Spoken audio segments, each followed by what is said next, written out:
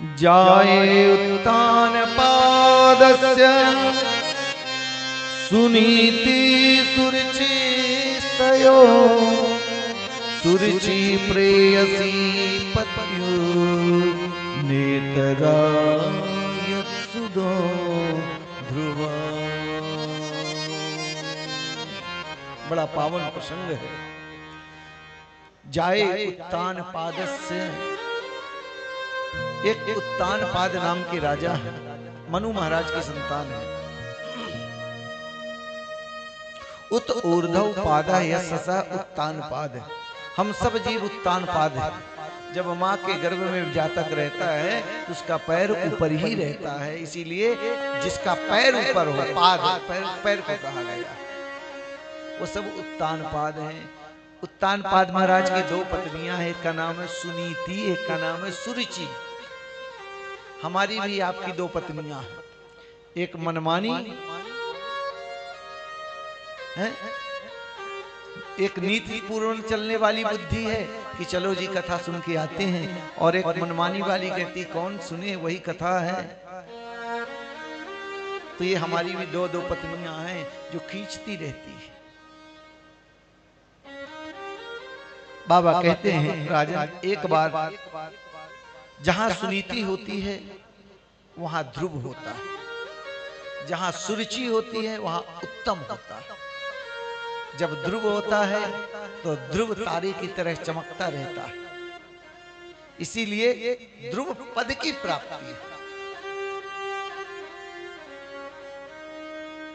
एक दिन राजा उत्तानपाद वन में आखेट करने जाते हैं। वहां पर एक पहले घर में सुनीति थी, बुद्धिमानी थी, लेकिन मनमानी नहीं थी। आज आखेट करने गए, वहां पर उनकी दृष्टि एक राजकुमारी सुरुचि पर पड़ी।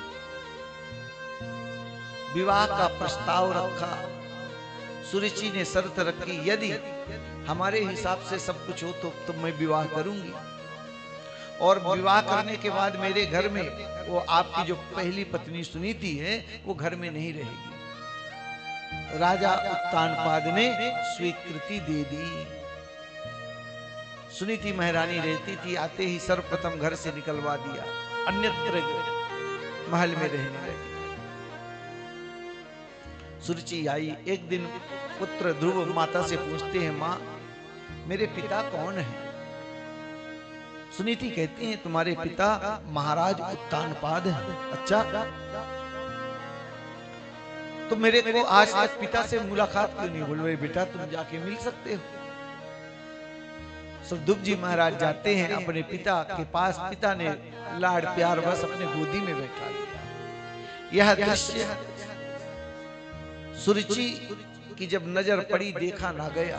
उसने राजा उत्तानपाद के गोद में बैठे हुए अबोध बालक को हाथ पकड़ के गोदी से नीचे उतार दिया। क्यों? इस आसन पे बैठने का सिर्फ अधिकार मेरे पुत्र को है। तो माँ क्या मेरे ये पिता नहीं है? तुम्हारे पिता से बढ़कर के मेरा माँ होना तुम्हारे लिए अनिवार्य है। तो मैं क्या करूं? बोले जाकर वन में तपस्या करो, भगवान प्रकट हो तो आप बोलना अगला जन्म मेरा जो है तो सुरुचि माता के गर्भ से ही। क्रोध में भरकर ध्रुव जी जाते हैं अपने माँ सुनीति के पास। माँ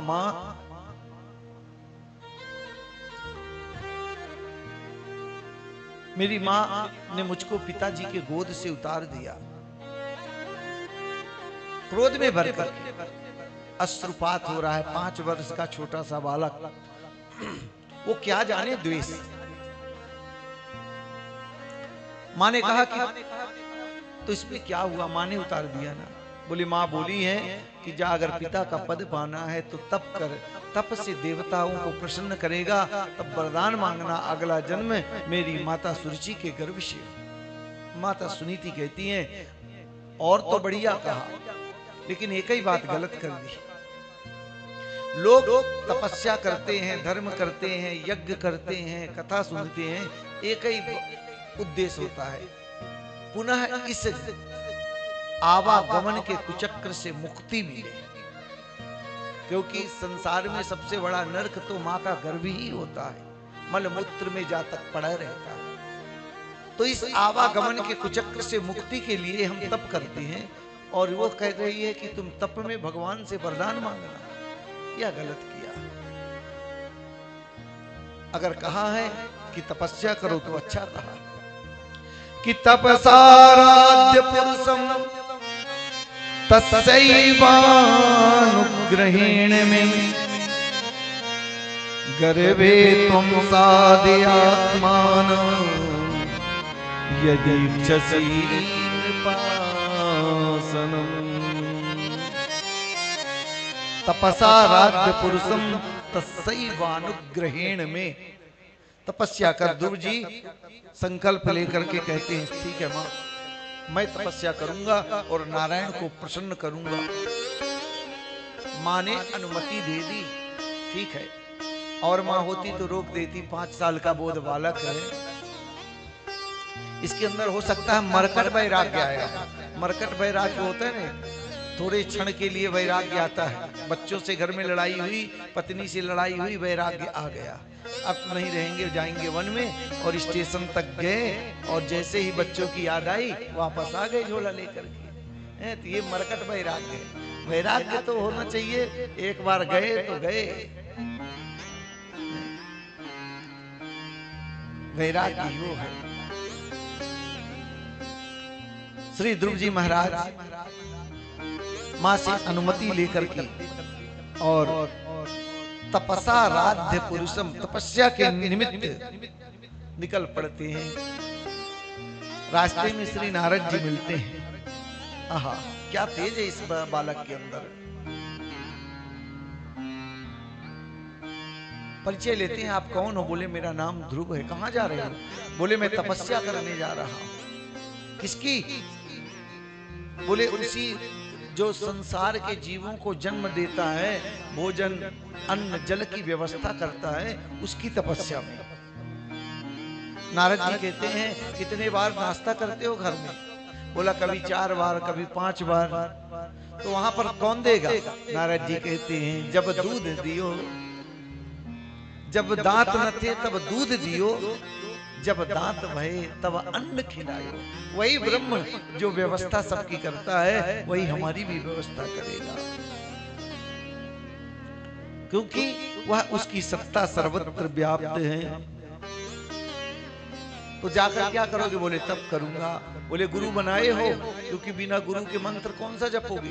बोले ओहो, मैं तो ये जल्दी जल्दी में भूल गया कि मंत्र क्या जपूंगा। एक काम करो ना प्रभु, आप ही मेरे गुरु बन जाओ और मुझको मंत्र दे दो।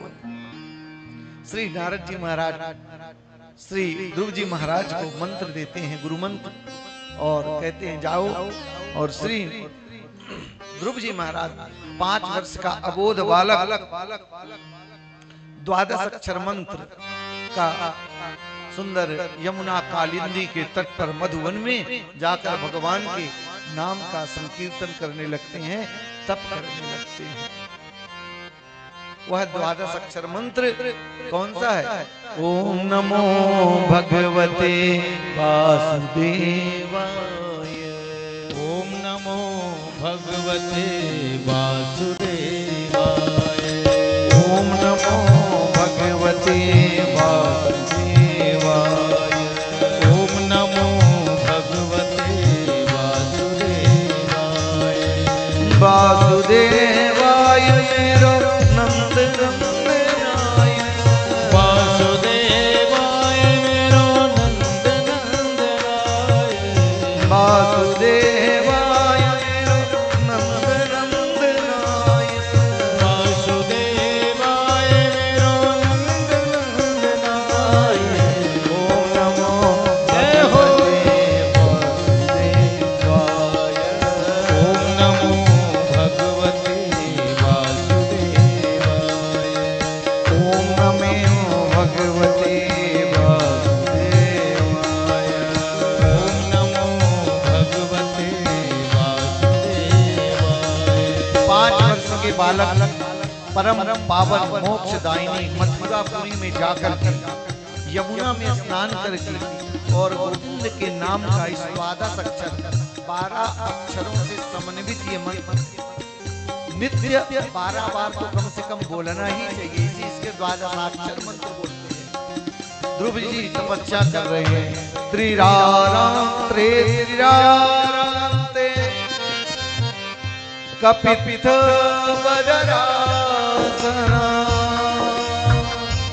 कपित बदरासना। 3 रात्रि में बदरी फल खा खा करके और बस यही मंत्र का जप करते हैं। ओम नमो भगवते वासुदेवाय। ओम नमो भगवते वासुदेवाय। वासुदेवाय नंद नंदनाय। वासुदेवाय मेरो कृष्ण चंद्राय। वासुदेवाय मेरो नंद नंदनाय। वासुदेवाय मेरो नंद नंदनाय। ओम नमो भगवते सभी लोग बोलिए। द्वितीयं च तथा मासं सस्तेर् भगोदिने। जब दूसरा महीना आया, पहले महीने में 3 दिन में खा रहे हैं, दूसरा महीना लगा 6 दिन में पत्ते इत्यादि खा करके तपस्या कर रहे हैं। ओम नमो भगवते वासुदेवाय। ओम नमो भगवते वासुदेवाय। ओम नमो भगवते वासुदेवाय। ओम नमो भगवते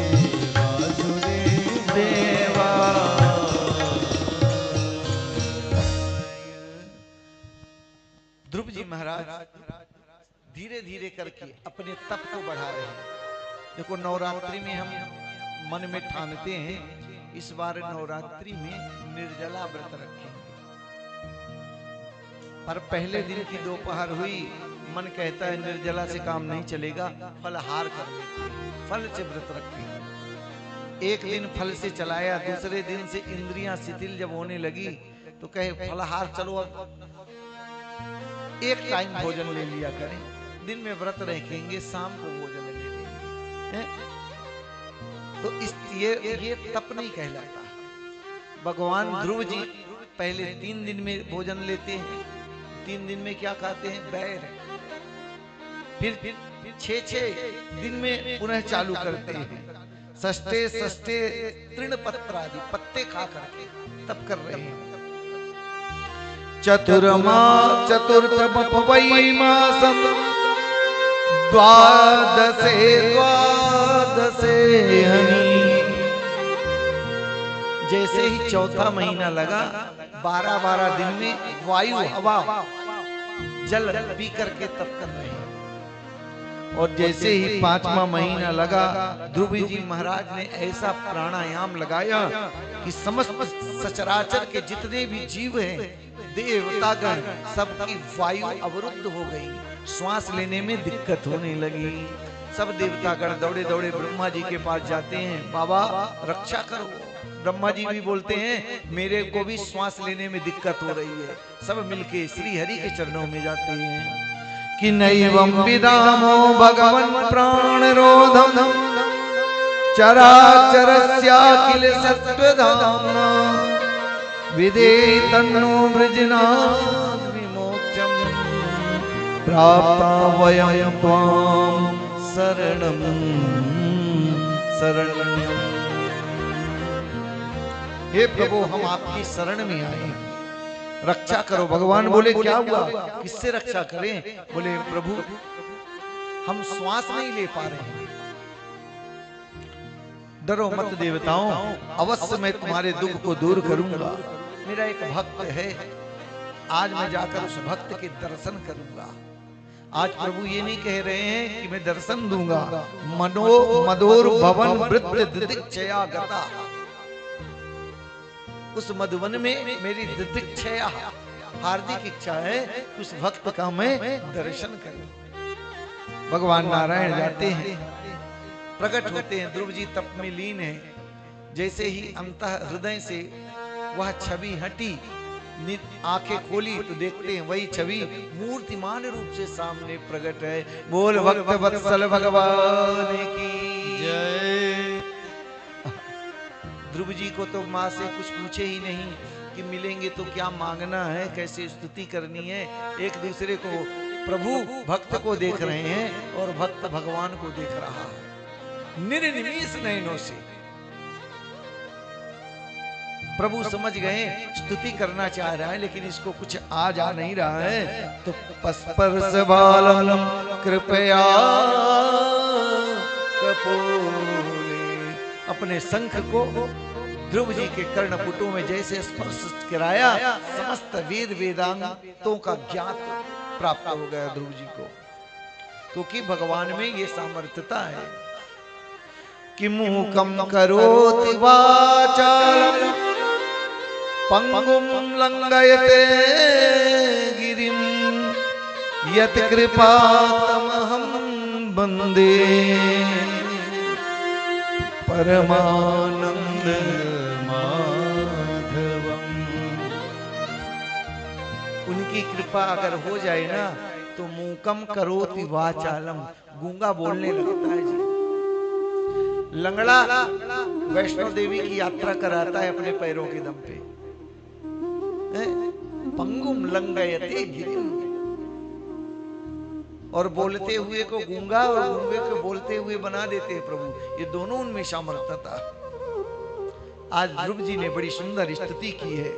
12 श्लोकों में भागवत में ध्रुव जी महाराज ने प्रभु की स्तुति की है। योऽन्ता प्रविश्य मम वाचमिमां प्रसूप्ताम् संजीवयत्य किल शक्तिधरा त्वदानो अन्यास्त हस्त चरण श्रवणत्व गानी प्राणान्नमो भगवते पुरुषाय तुभ्यम्। स्तुति की है। योऽन्तः प्रविश्य मम वाचमिमां प्रसूप्ताम्, हे प्रभु आपने मेरे सोए हुए अंतःकरण में प्रविष्ट होकर के मेरी सोई हुई वाणी को जगा दिया। केवल आपकी वाणी में ही शक्ति प्रदाता है। बस एक ही वरदान दीजिए, अन्यस्त हस्त चरण श्रवणत्व गादी, हाथ पैर सर ये सदैव आपके श्री चरणों का, श्री विग्रह का दर्शन प्राप्त करता रहे, यही आशीर्वाद चाहता हूं। अंत में प्रभु कहते हैं मांगो, कुछ मांगना चाहते हो? ध्रुव जी कहे कि अनित्य वस्तुओं का क्या मांगना प्रभु, आया तो था लेकिन आपके दर्शन से सभी कामनाएं पूर्ण हो चुकी हैं।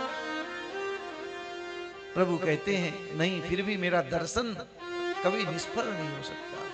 मांगो, मैं तुमसे अति प्रसन्न हूं, जो चाहो वो मैं दूंगा।